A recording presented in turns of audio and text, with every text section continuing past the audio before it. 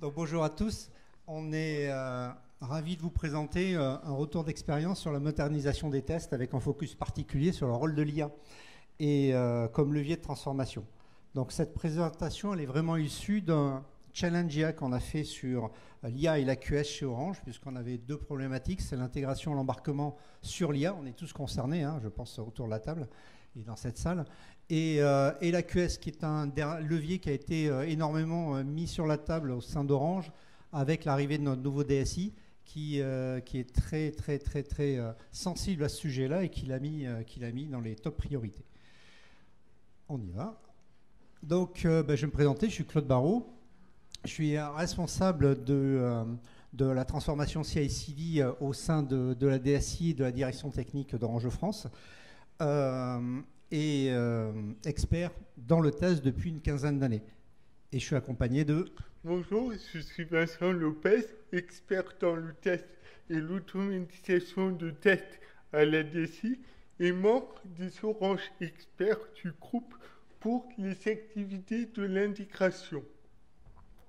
Nous tenons également à remercier chaleureusement les autres membres de l'équipe du Challenge IA qui ont contribué à ce projet. Merci. Donc, ce Challenge IA s'est déroulé en juin 2025. Donc, effectivement, il date un peu et on voit qu'IA, ça évolue vite. Donc, on va vous parler de quelque chose qui date de cette période-là. Donc, afin d'accélérer le déploiement de l'usage de l'IA, un challenge a été fait sur 2 jours.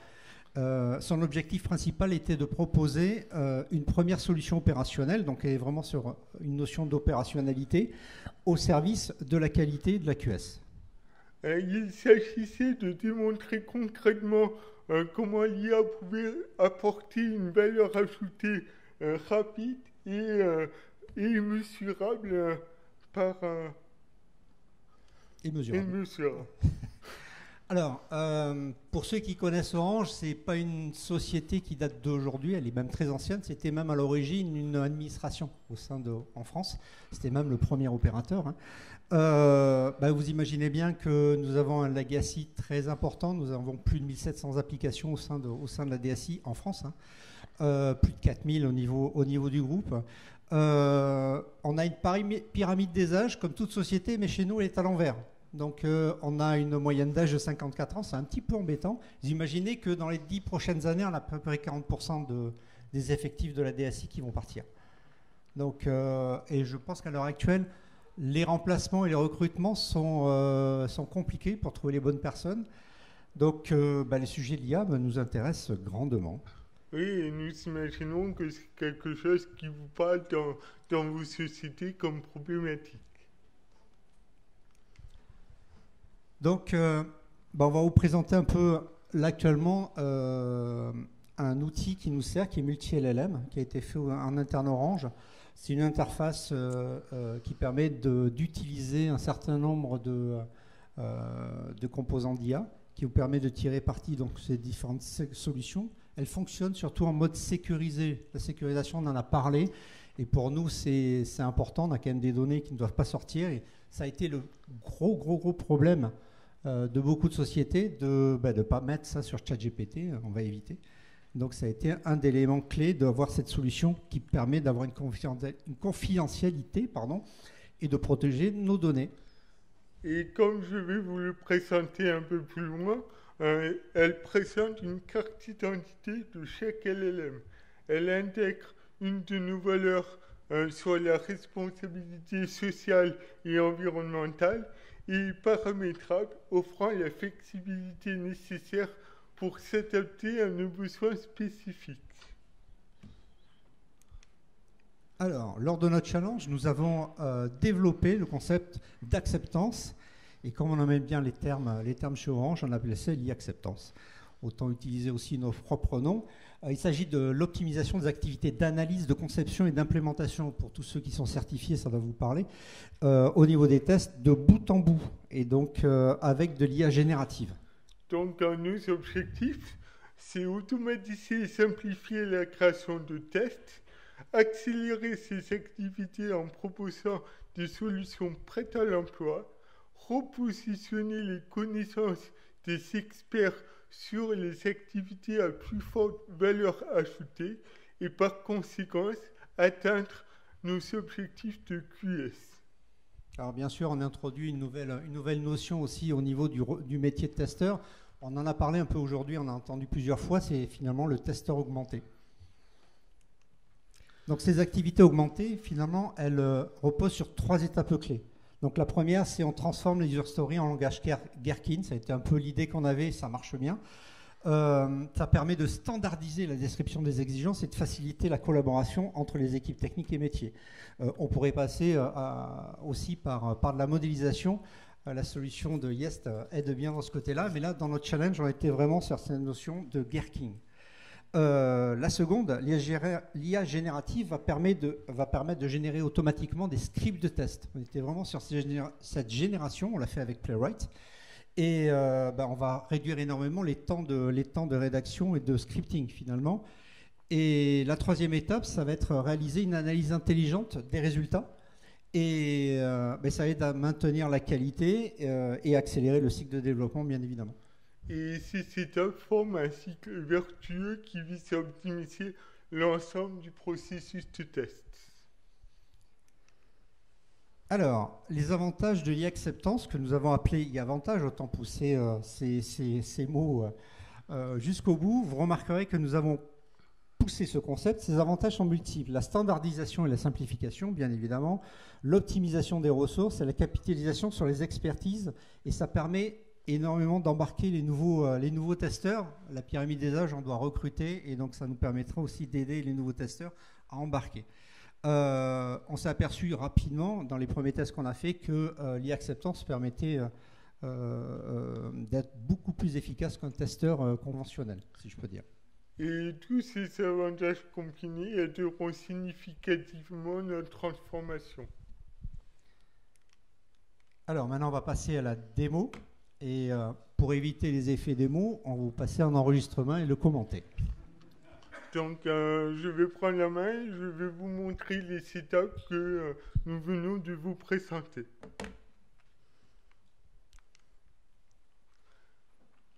Donc, tout d'abord, voyons si finalement il y a...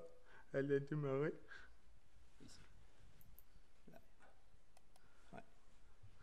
Donc, voyons si finalement il n'y a pas des tâches malgré l'automatisation qui restent manuelles et Ah, elle est partie. Je vais revenir en arrière.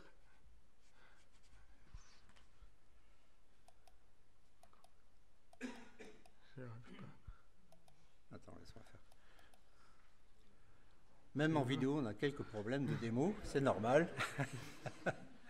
Hop. Attends, on va juste descendre ça.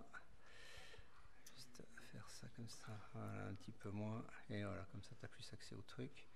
Et voilà, on est ici, voilà. Et tu cliques ici. Alors, arrête là. Vas-y, mail. Non, stop. Donc, voilà, donc en fait, aujourd'hui, il nous reste encore des activités manuelles qui sont un peu pénibles et réparbatives, ou au moins sur lesquelles on pourrait gagner du temps, et on va voir ce qu'on est capable de faire avec l'IA pour traiter finalement ces éléments.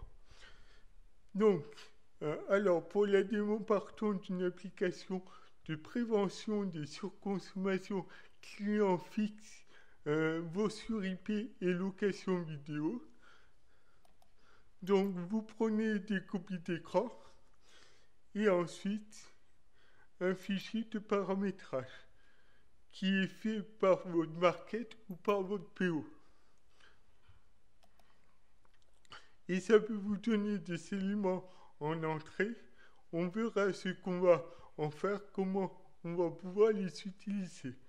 Alors, pour générer les tests, on ne se passe pas sur du code, ce n'est pas forcément la meilleure pratique. Il faut mieux partir des spécifications comme celle-ci. C'est plus intéressant, notamment pour faire du DDD, donc développement piloté par les tests, on part des spécifications et on fait les tests et puis on écrit le code. Donc, je vais...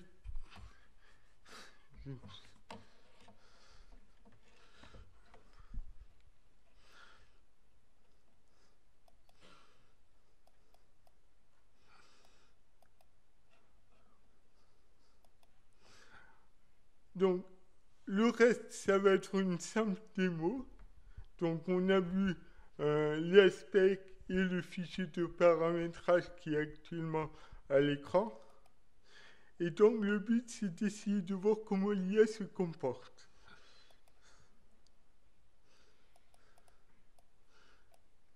Et est-ce que ce qui est généré, ça marche ou est-ce que ça ne marche pas?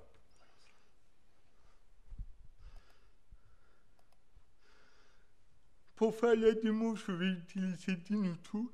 C'est quoi? C'est juste un petit portail. Comme dit précédemment, qu'on utilise en interne chez Orange, qui nous donne accès à des LLM sécurisés avec des data centers en Europe et tous les contrats qui vont bien. Donc, Dinoutoo, c'est assez simple. On a une petite boîte ici en bas pour mettre un prompt, donc il est caché. On peut choisir un tas de moteurs. On peut régler la température et le nombre de messages à inclure dans le contexte. Donc tout ça, c'est du classique. Donc vous pouvez le reproduire cela sur n'importe quel moteur d'IA. Ce qui est bien dans Dinoutoo, c'est que si vous n'avez pas cela dans votre société, Orange vend la solution. Elle s'appelle Live Intelligence. Voilà, on a fait notre pub. Donc les fonctionnalités sont assez sympas dans Dinoutoo. Donc on peut créer des bibliothèques, des assistants qui peuvent être réutilisés par les métiers.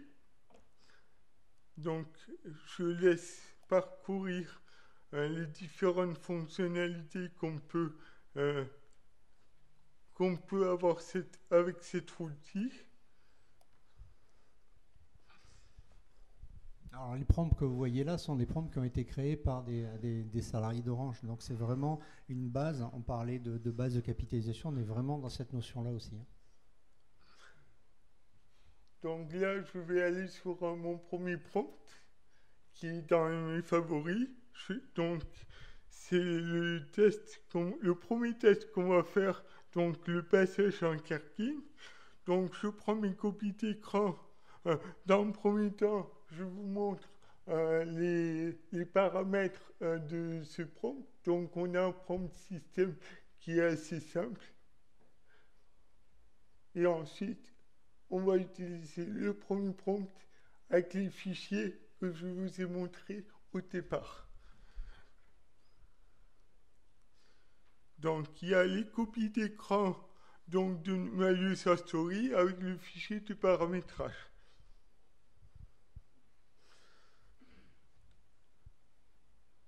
Donc ça va aller. Donc le Karkin qui correspond aux inputs qu'on lui a fournis. Et puis on va générer directement le code en playwright.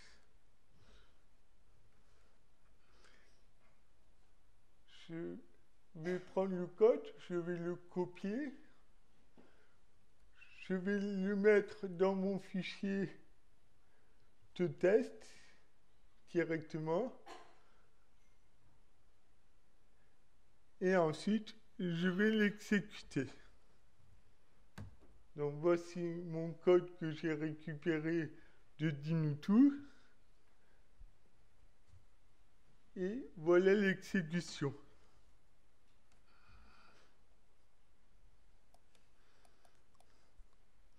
Donc pour la démo, vous allez voir que c'est bon du premier coup, mais habituellement c'est quasiment bon du premier coup, c'est assez impressionnant. Après, il y a encore, tout n'est pas encore parfait.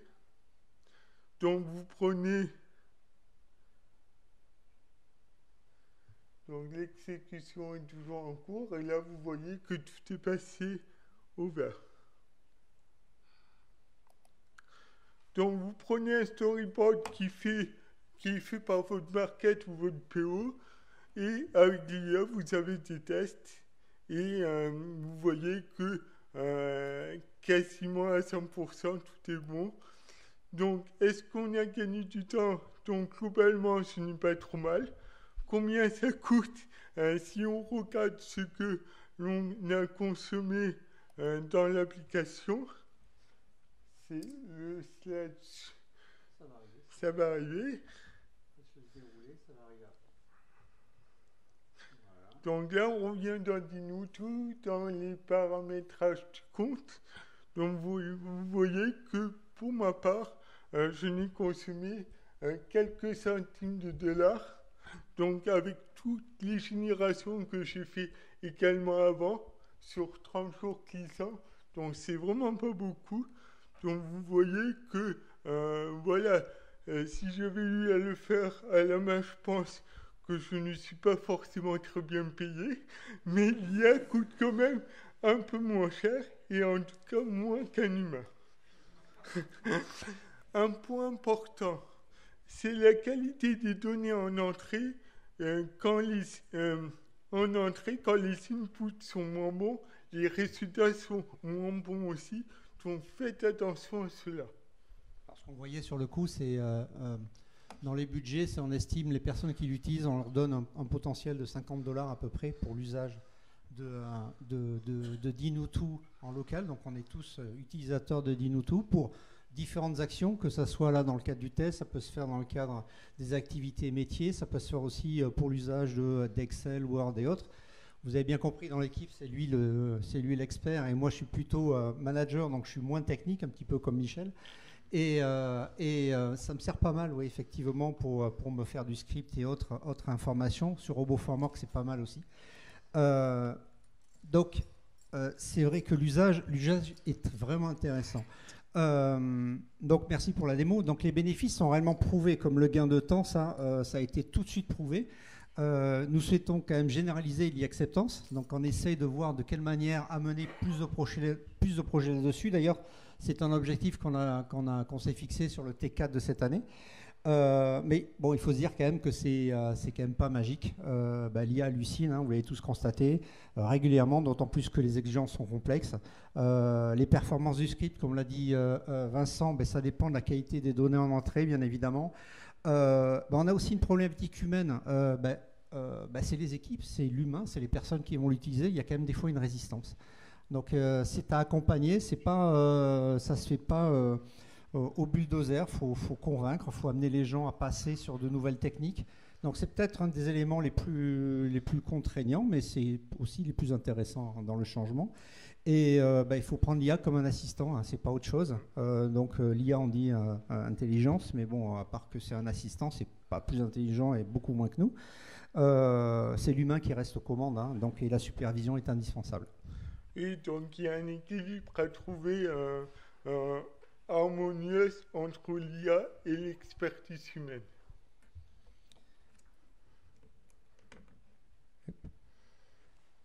Alors, comme je vous le disais, on cherche à industrialiser ces activités. On va démarrer au T4. Hein. Le concept, il fonctionne. On l'a prouvé lors de ce challenge. On est arrivé un peu la fleur au fusil. En 2 jours, on a réussi à faire ça. Réellement. Donc, on voit bien que c'est facile d'embarquer. Bon, après, il faut le maîtriser dans le temps. C'est le plus compliqué, c'est l'industrialisation. Donc on aimerait rajouter, intégrer des CSV, des Swagger, des fichiers de paramétrage, tout ce qui permettrait d'améliorer la création de scripts, bien évidemment. On veut aussi intégrer des connexions à des outils de gestion et de CI/CD, ça sera aussi une autre étape. On est peu dans ces évolutions de différentes versions. Donc dans ce contexte de compétences et de ressources, un de nos objectifs aussi de faire monter le facteur d'efficacité d'un testeur augmenté. L'idée, c'est, on sait qu'un testeur augmenté quand même sera plus performant qu'un testeur. Donc on avait fait une échelle de temps. L'idée, ça serait de partir d'un testeur augmenté au début avec Notopoc. On s'est dit quand même, sa capacité de 1, testeur classique, et on aimerait aller sur l'étape 5 en V3. Sur un testeur augmenté, ce sera à peu près 1,5 testeur, et on a quand même toute l'écoute de nos RH sur ce facteur-là. Donc vous comprenez bien qu'il faut embarquer tous les acteurs dans une entreprise, et c'est une visualisation qui leur a bien plu. Donc on sait qu'ils sont derrière nous, maintenant il va falloir le mettre en pratique. Et on essaie de leur montrer que chaque étape nous rapproche d'un système de test plus autonome et plus performant.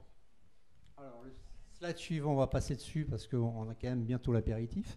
C'est simplement le détail de ce que vous avez vu, vous le retrouverez dans les slides.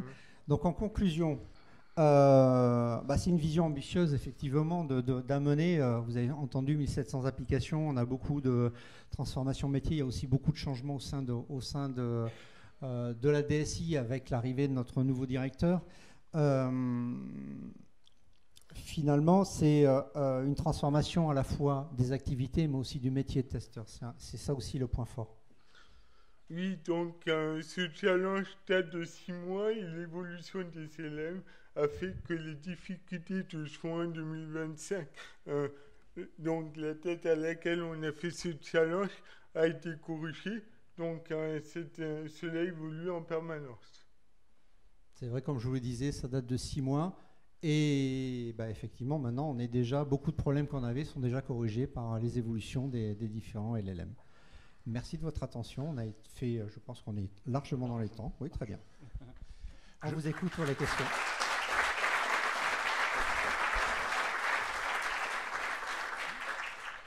Plutôt que dire 1,5 testeur, j'aurais préféré que ce soit 1,5 fois plus productif. Mais enfin bon. Il faut avoir faut être concis dans le mot et que ce soit marquant pour les RH. Je suis d'accord avec vous, mais après c'est beaucoup d'explications. On a essayé d'être rapide puisqu'on n'avait que 2 jours pour faire ce challenge. Est-ce que vous avez des questions, indépendamment de celle-ci? Même pas des questions des RH? Il n'y en a pas ici peut-être. Tout le monde a faim aussi. Au niveau du Gherkin, comment ça s'est passé exactement au niveau des step definitions? Ils étaient implémentés en amont et c'était fourni, et le stock, le repository de step definitions était fourni dans un repository, dans un RAG par exemple, que l'IA accédait ou... Non, en fait, pour ce challenge, on a eu une PO qui a joué le jeu, qui nous a créé des spécifications sur une user story spécifique à l'application de surconsommation, avec un fichier joint de paramétrage qui permet aussi à l'IA de pouvoir faire une réponse qu'on peut utiliser pour la validation, donc pour pouvoir faire des tests fonctionnels. Donc du coup, on est parti simplement de ça, et après on a demandé à notre outil Tinutu de nous générer le Gherkin. On n'a pas utilisé de RAG du tout, on est vraiment resté en ce qu'on a le plus chez nous, c'est-à-dire des documents, on peut avoir des copies écran. On partit du principe aussi, des fois on a moins de docs, on a des applications où la documentation est faible. On a donc essayé de trouver, soit on a la compétence métier avec les personnes, soit on a de la documentation, donc essayer de ne pas rentrer dans quelque chose qui est trop structuré. D'accord. Oui. D'accord. Donc les step definitions qui ont été générés, enfin les Gherkin qui ont été générés avec des step definitions, ils ont été implémentés après en fait. Ils ont été implémentés directement par l'IA, ouais. Oui, après à partir des fichiers qu'on vous a donnés. À partir des fichiers en input. D'accord, ok, d'accord.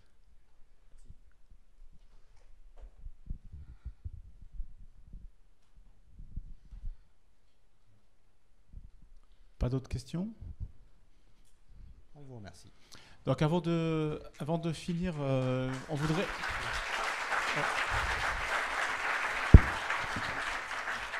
On voudrait remercier Amadeus de nous avoir accueillis. Il y a beaucoup de gens d'Amadeus dans la salle, donc merci à vous de nous avoir accueillis. Et merci aussi pour le buffet qui va venir.